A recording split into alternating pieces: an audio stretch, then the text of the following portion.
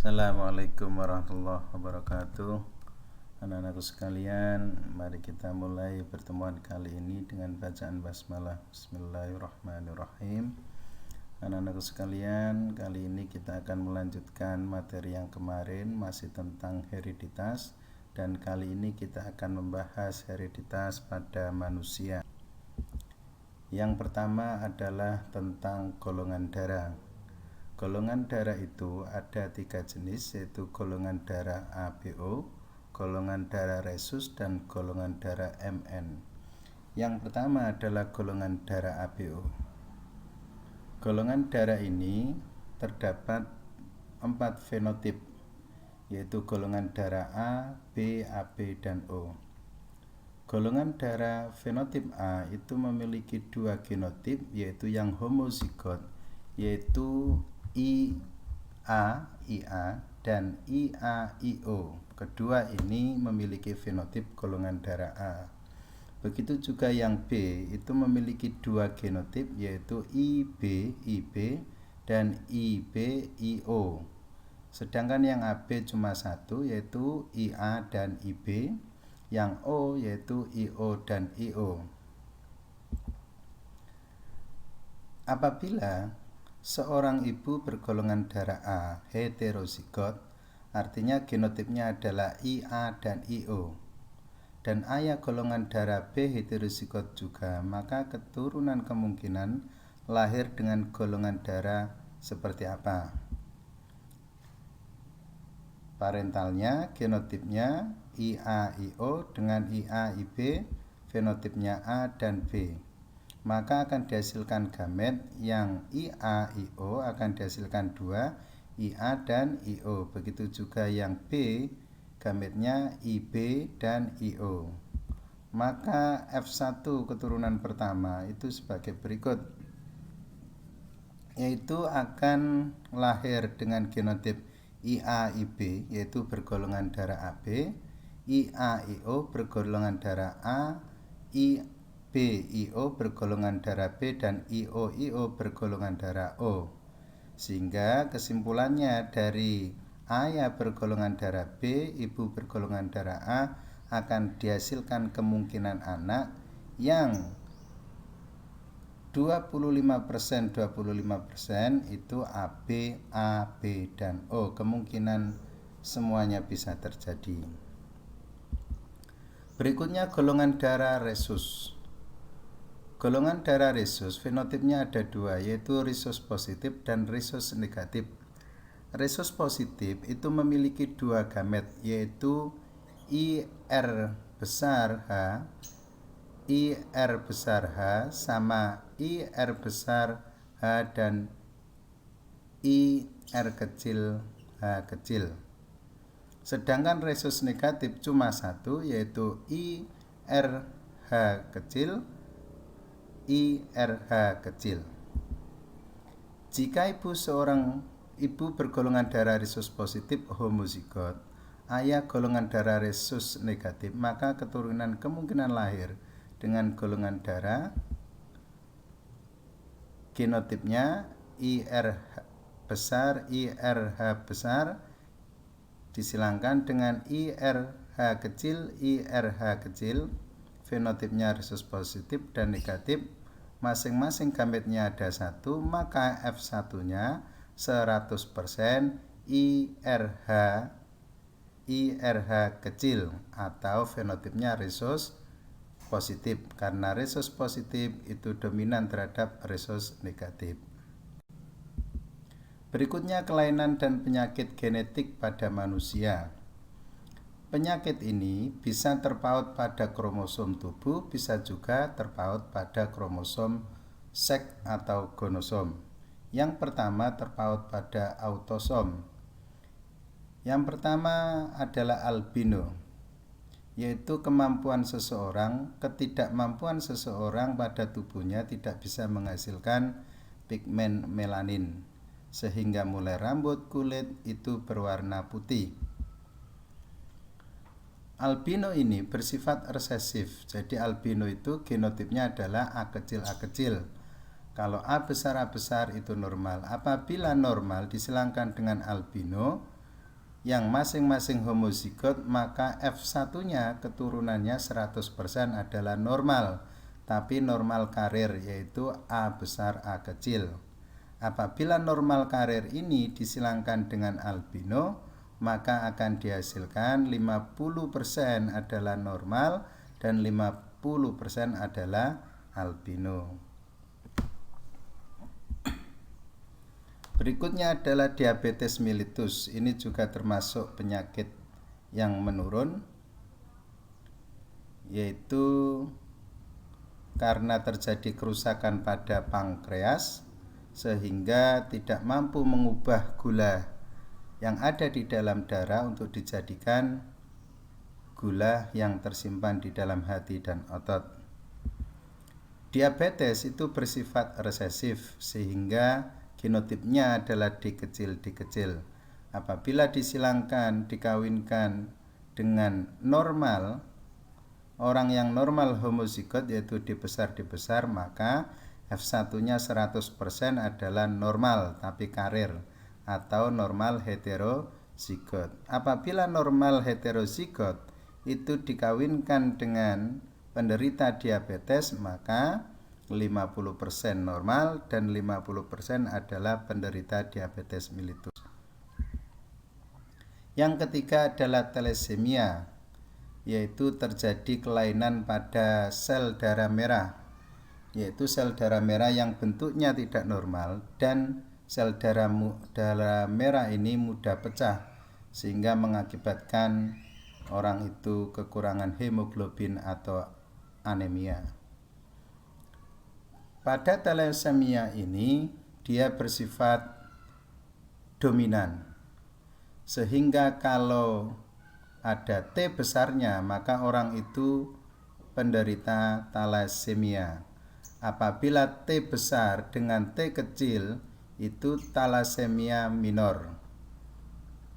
Ketika kedua ini disilangkan sesama, sama-sama hetero atau thalassemia minor, maka akan dihasilkan keturunan yaitu TH besar. TH besar itu disebut thalassemia mayor, yaitu orang ini bersifat letal atau mati sebelum dia lahir.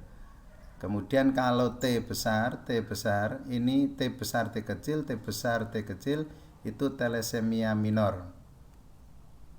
Dia masih hidup tapi penderita. Kemudian kalau normal itu TH kecil, TH kecil. Berikutnya adalah brachydactyly, yaitu kelainan pada jari yang jarinya tidak normal ukurannya, yaitu pendek-pendek. Penyakit ini bersifat dominan. Disilangkan penderita brachydactyly yang genotipnya adalah heterozigot B besar B kecil, disilangkan brachydactyly B besar B kecil, maka akan dihasilkan keturunan yaitu B besar B besar. Kalau B besar itu juga letal, yaitu meninggal sebelum lahir. Kemudian B besar B kecil dia penderita brachydactyly. Normal apabila B kecil, maaf itu bukan A, harusnya B kecil dengan 25%. Berikutnya adalah syndactyly, yaitu kelainan pada jari juga, tapi terjadi pelekatan di antara jari-jari. Disebut syndactyly. Penyakit ini juga bersifat dominan. Jadi apabila ada S besar 1 atau 2, orang ini penderita syndactyly. Di sini disilangkan syndactyly heterozigot S besar S kecil disilangkan dengan orang yang normal, maka akan dihasilkan 50% penderita dan 50% normal. Berikutnya polydactyly, yaitu kelainan pada jari pada jumlahnya, yaitu lebih dari 5, bisa 6, bisa 7, itu disebut polydactyly. Penyakit ini juga gennya bersifat dominan. Apabila ada P besar 1 maupun 2, itu bersifat akan menjadikan polydactyly. Di sini disilangkan polidaktili heterozigot dengan polidaktili heterozigot, maka akan dihasilkan keturunan sebagai berikut, yaitu 1 P besar polidaktili homozigot, kemudian 2 P besar P kecil polidaktili heterozigot, dan 1 normal yaitu P kecil P kecil, sehingga perbandingannya adalah 3:1, 3 penderita 1 normal. Berikutnya adalah kelainan atau penyakit yang terpaut pada kromosom seks atau gonosom. Ini bisa terpaut pada kromosom X dan juga terpaut pada kromosom Y. Yang pertama terpaut pada kromosom X itu 1 penderita hemofilia, yaitu ketidakmampuan darah ketika di dalam proses pembekuan darah, disebut dengan hemofilia. Penyakit ini menempel pada kromosom X. Di sini disilangkan induk yang ibunya itu karena perempuan, maka kromosomnya adalah XX. Di sini normal tapi karir, yaitu H besar H kecil. Disilangkan dengan ayah, yaitu XY karena laki-laki. Laki-laki yang normal berarti ditulis XH besar. Ini kalau disilangkan maka akan dihasilkan XH besar itu wanita normal. Kemudian XH besar, XH kecil itu normal tapi pembawa sifat atau karir. Kemudian XH besar Y laki-laki normal, XH kecil Y laki-laki hemofilia. Jadi rasio fenotip F1-nya 75% itu normal, 25% anaknya penderita hemofilia. Yang kedua adalah buta warna atau color blind, yaitu ketidakmampuan warna untuk membedakan beberapa warna atau seluruh warna.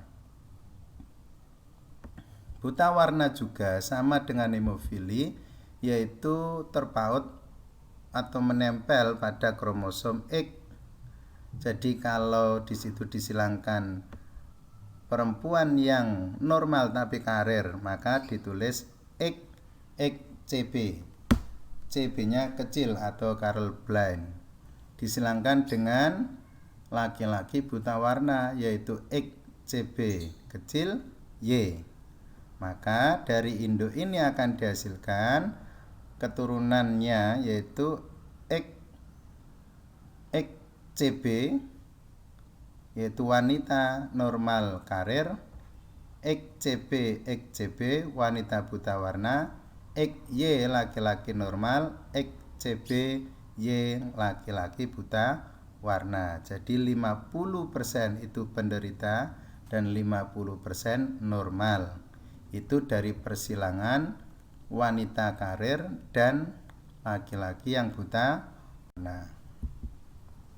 Berikutnya adalah anodontia, yaitu kelainan tidak munculnya rahang.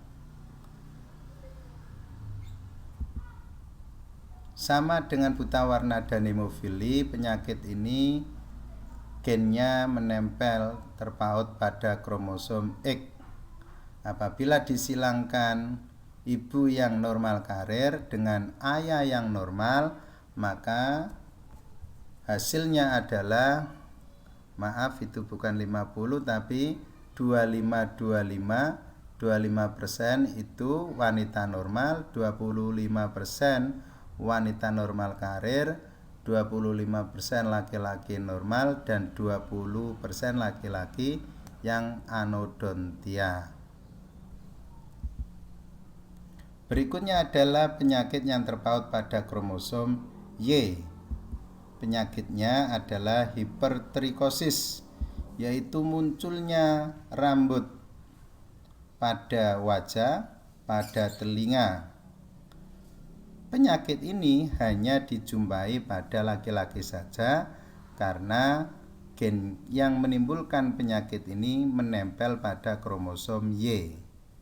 Contoh, disilangkan perempuan normal dengan laki-laki hipertrikosis, maka kemungkinan anaknya yaitu perempuan normal dan laki-laki hipertrikosis. Jadi dipastikan semua anak perempuan pasti normal. Demikian pertemuan kali ini. Terima kasih dan mari kita tutup dengan bacaan hamdalah. Alhamdulillahirabbil alamin.